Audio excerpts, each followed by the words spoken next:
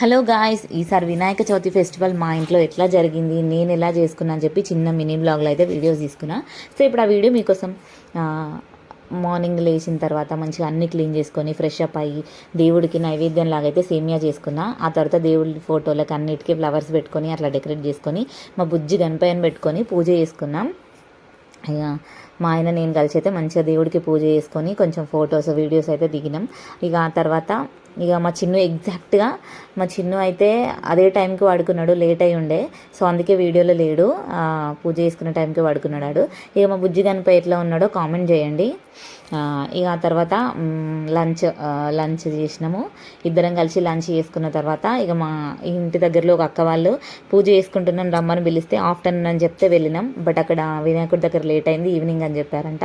So ఇక ఆడ కాసేపు ఏం చేద్దామని చెప్పి అక్కడే టైం పాస్ చేసి కాసేపు కూర్చొని ఇంటికి వచ్చేసినాం. నా వీడియో నచ్చితే లైక్ చేయండి, సబ్స్క్రైబ్ చేసుకోండి. బాయ్.